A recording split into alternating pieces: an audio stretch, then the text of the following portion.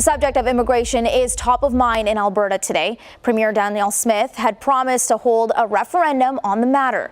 That will probe Albertans on whether or not the province should limit the number of international students, temporary foreign workers, and asylum seekers it takes. Roger Collins joins us now with more. Roger, what can you tell us? Manisa, it's proving to be a charged topic. Smith is selling the idea as a matter of sustainability, saying Ottawa's desires are far from what Alberta can realistically accommodate in the face of a looming deficit. But we also have to address our budget situation right now.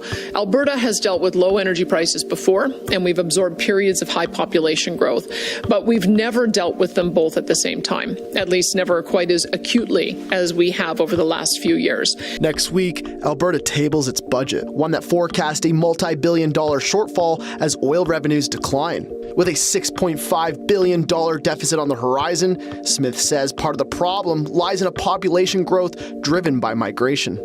The growth we've experienced is far beyond what our healthcare and education systems and our other social programs can sustain.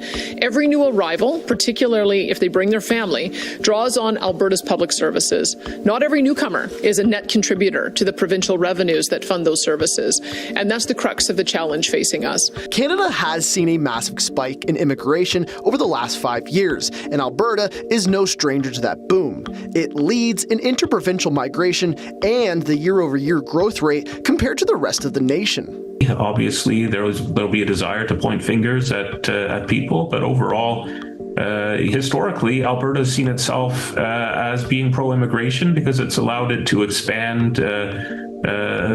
It's a very successful economy by bringing in new labor. But looking ahead, Smith wants to pump the brakes. At the end of the day, Alberta and our taxpayers shouldn't be expected to foot the bill for federal experiments in open borders. Albertans are frustrated that their kids' educations are being affected. They are frustrated that their teenagers can't find a part-time job. They're frustrated that it's harder and harder to find an affordable place to live or a family doctor in their part of town. They're frustrated that they've never had a say in any of this. Now, Albertans will have a say in the matter. Smith has promised a fall referendum. It'll pose 9 questions to residents there, ranging from proposals to tighten immigration rules and restrict access to provincially funded services, to major constitutional changes, expanding provincial authority, reforming judicial appointments, abolishing the Senate, and limiting federal power in areas of provincial jurisdiction. The referendum is likely to excite the passions because it brings up big questions of who belongs, who has rights, whether people are abusing the public's money through, getting access to welfare programs and healthcare and so on. A hot topic for some, a pragmatic take for others. Interestingly enough, it is very logical what she says. The facts are real. Alberta has had a population surge over the last few years. Most of it is due to immigration policies by the federal government, particularly under the Trudeau government. Both the province and the federal government were not prepared for this sort of population surge. And our social services are under massive strain, not only in Alberta, but elsewhere where immigrants over the last few years have been migrating to, just because there's lack of forward thinking and planning.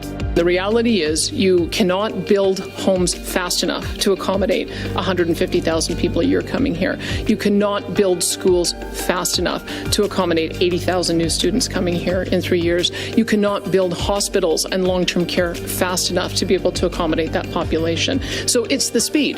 I think we can accommodate 50,000 a year, but we certainly cannot accommodate triple or quadruple that.